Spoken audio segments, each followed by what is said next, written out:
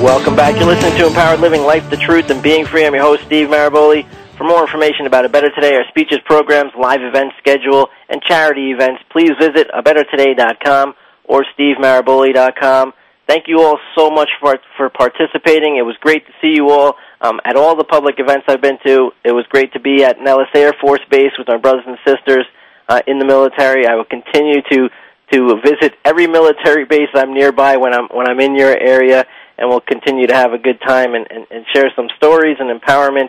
And it's always a lot of fun. So thank you for everyone who participates and everyone who's there, and thank you for all the base personnel for treating me so well and for allowing me access to certain areas so that I can speak with my brothers and sisters. We're doing another great show today, and we're with James Redfield. We do some amazing shows with James Redfield that very, very popular as far as the listeners go. And I said something going to break, and I didn't realize how many people didn't know this. So let me say again, every single show James and I have done is available absolutely free for download at empoweredlivingradio.com.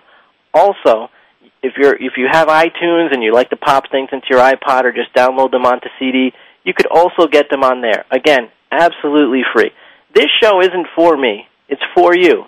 The reason I do this show is so that you all can listen to not only my little seminars, but listen to people who have shaped my life and are shaping the life of our community out there. And that's what it's there for. So definitely download it. Don't ask us permission to download it. Just download it. Make CDs. Make 1,000 CDs if you want. Pass it along to all your friends. It's all available at empoweredlivingradio.com or iTunes. Just search for Steve Maraboli on iTunes, and you'll find it. I think it's leaning on 100 hours worth of radio, and we have some great guests from James Redfield, Neil Donald Walsh, Dan Millman, Byron Katie, some of the great thinkers and communicators of our time. So be sure to check it out. Before we went to commercial, I didn't do enough justice to the plug to the Celestine Prophecy movie. James, I know that this was a project close to your heart and that you participated in making this movie so that it could stay aligned with the book, something that's lost in a lot of movies. And one of the big things about this movie, not just that you happen to pick a great cast, but that it really did hit home like the book did. And I know that the movie is expanding, and I would love for you to talk about it for a second. Well, we're getting it out there all over the world, and it's available in more and more countries, and that's great to see because it's one thing to read a book. It's a complementary another thing to see it on the big screen, to see it on a DVD, so you can really sort of follow the emotional tone of what this consciousness is really about. It's basic, it is at its central level. It's really about coming to a place of optimism and love and spiritual attunement and getting to the flow of what happens in one's life when you take that perspective. And it's an emotional high.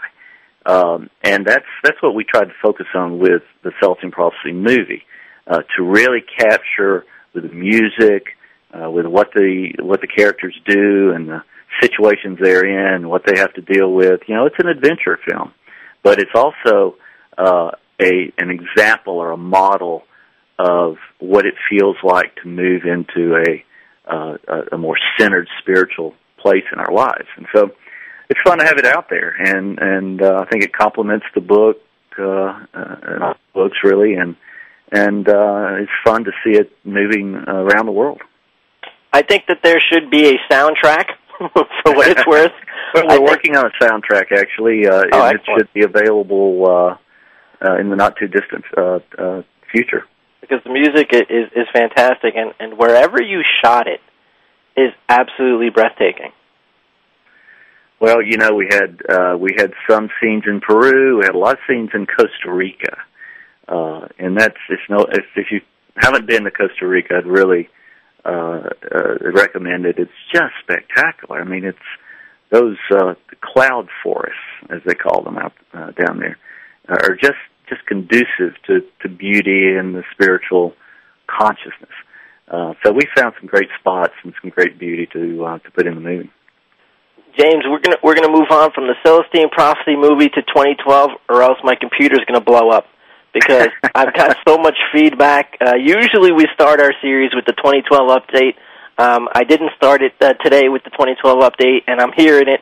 So let's talk about what's going on in the 2012 front. Well, 2012 is, of course, the Mayan end of calendar date, in which some of their prophets said that history would transform dramatically, that we would end, over 10,000-year period and begin something new.